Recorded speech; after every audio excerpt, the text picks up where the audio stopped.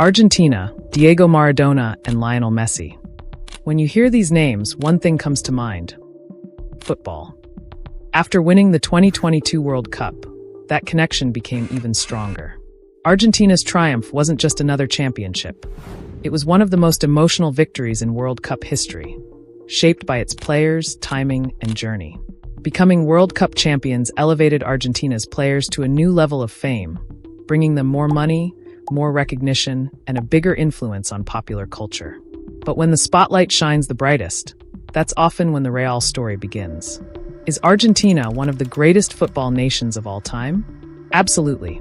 But are their players admirable as people? That's a different question. In today's video, we'll explore why so many people believe that Argentina has always had players with questionable character.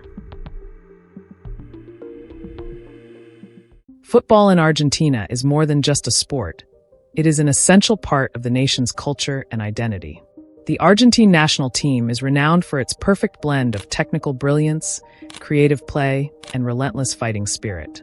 From legends like Diego Maradona and Gabriel Batistuta to Lionel Messi, Argentina has consistently produced players capable of delivering magical moments on the pitch.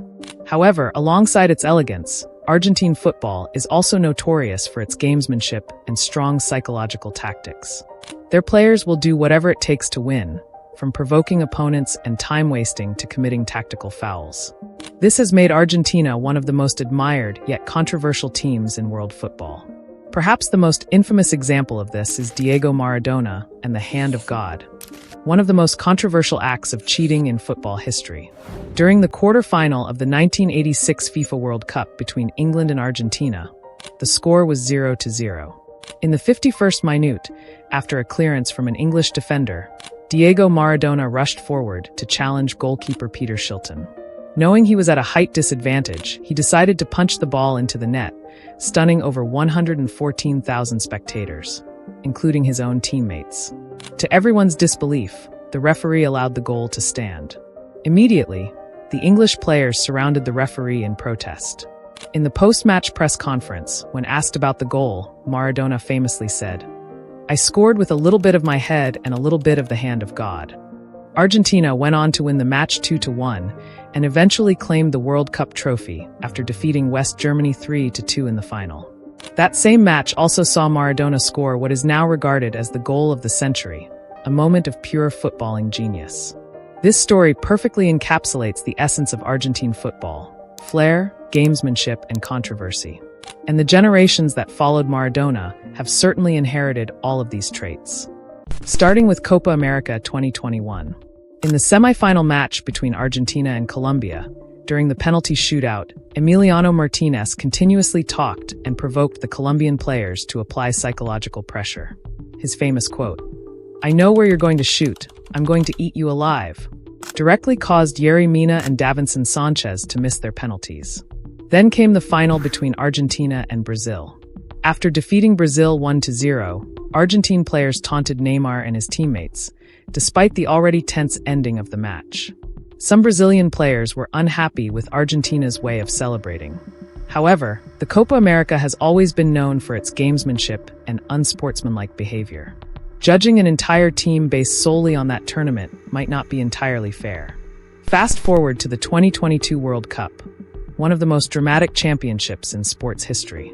Quarterfinal, Argentina versus Netherlands. In the 88th minute, after committing a foul on Nathan Ake, Leandro Paredes blasted the ball powerfully toward the Dutch bench. This enraged the Dutch players, particularly Virgil van Dijk, who rushed over and shoved him to the ground. The incident escalated tensions, leading to heated confrontations and a highly controversial penalty shootout. After winning on penalties, Nicolas Otamendi and his teammates celebrated directly in front of the devastated Dutch players, further provoking them. Meanwhile, during a post-match interview, Lionel Messi mocked Dutch player Wout Weghorst, delivering the now iconic phrase, "What are you looking at, fool?" which quickly went viral. Final, Argentina versus France. There is no denying that this was one of the greatest matches in football history.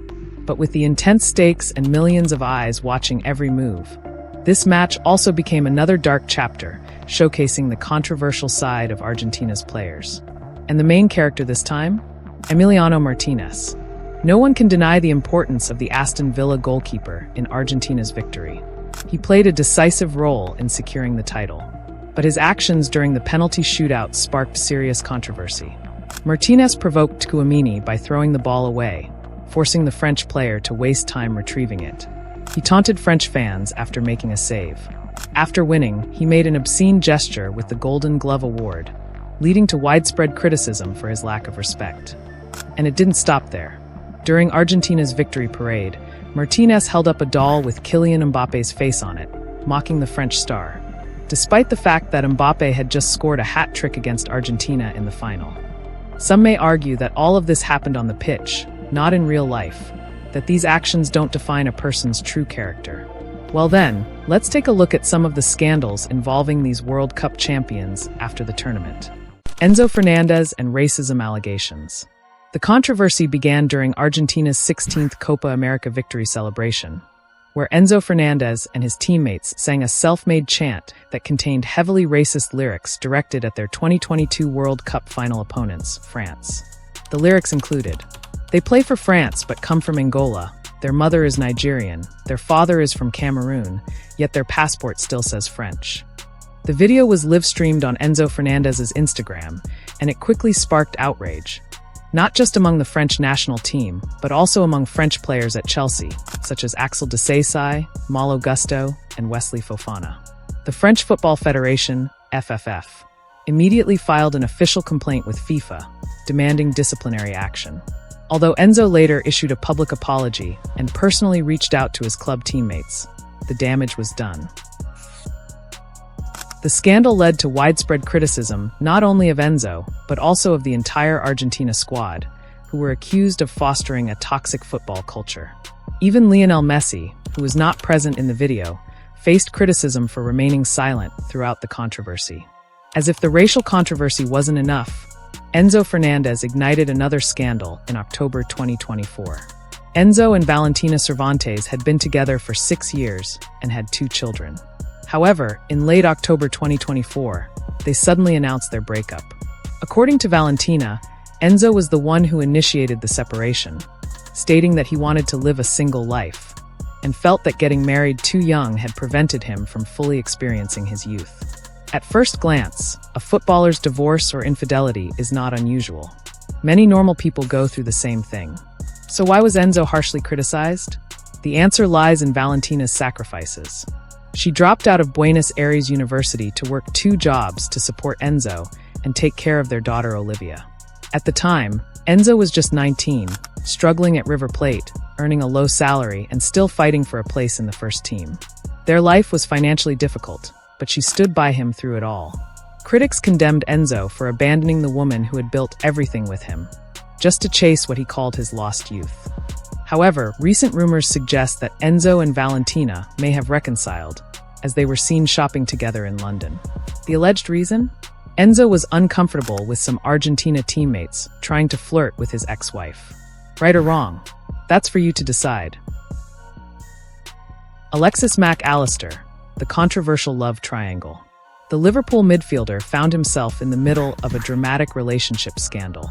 After winning the 2022 World Cup, Mac Allister ended his 5-year relationship with Camila Mayan. Just 1 week later, he publicly revealed his new relationship with Aylin Kova, who happened to be Camila's best friend. Camila subtly hinted at betrayal on social media, sparking a wave of speculation. However, Mac Allister denied any infidelity, insisting that he had broken up with Camila before going public with Kova. Recently, Mac Allister and Aylin Kova have welcomed their first child, bringing even more attention to their already controversial relationship. Even the god of football was not without scandals, Diego Maradona. Beyond his legendary talent, Maradona's life was filled with controversy and scandal. First, drug abuse was a major issue in Maradona's life. He started using drugs back in 1981, while playing for Boca Juniors. His addiction only got worse during his time at Napoli, from 1984 to 1991, which severely impacted both his career and his health. As a result, he faced multiple bans from football and had to undergo rehabilitation several times. Second, there were mafia connections surrounding Maradona during his Napoli years. He was rumored to have ties with the Italian mafia, specifically the Camorra. Allegedly, he was involved in lavish parties, heavy drug use, and had connections with criminal figures. Moving on, tax evasion was another major controversy. Maradona had serious legal issues with Italian tax authorities and was accused of tax fraud during his time at Napoli. In 2005, he was officially ordered to pay more than 30 million euros in taxes and interest fines. Lastly, his personal life was equally chaotic. Maradona was known for his multiple relationships and had several illegitimate children. Over time, his health continued to deteriorate due to his long history of drug and alcohol abuse. Although these are personal stories about the private lives of these players, it is undeniable that they have influenced how the football world perceives players from Argentina.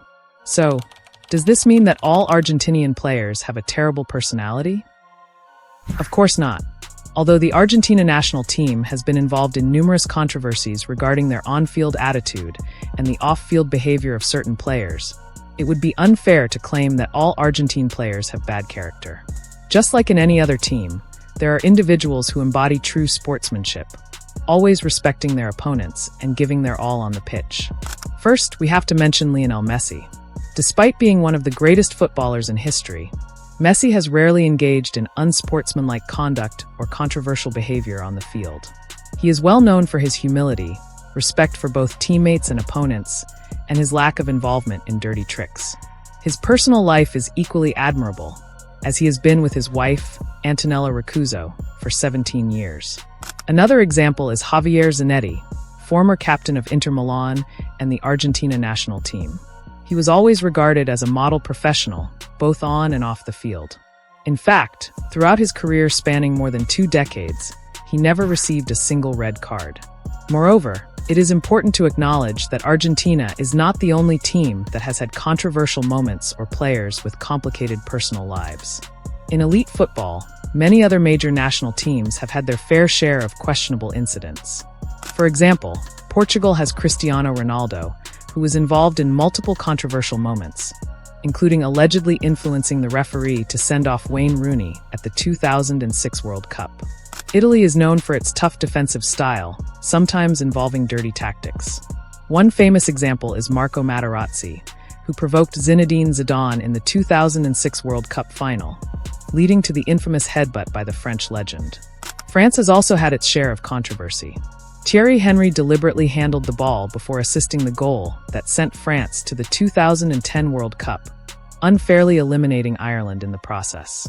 And when it comes to personal scandals, they can happen anywhere, in any profession, and under any circumstances. They are not exclusive to football. However, being a footballer means that you are more famous, you earn more money, and you influence younger generations. Naturally, the media scrutiny you face will match that level of attention. The media is simply waiting for any opportunity to sensationalize even the smallest details of your life. What matters is maintaining a fair and objective perspective instead of focusing only on negative incidents to judge an entire team or a footballing nation. So, what do you think? Does Argentina truly deserve the label of a team with bad character? If you have any thoughts or opinions, we encourage you to share them in the comments below. Thank you for watching.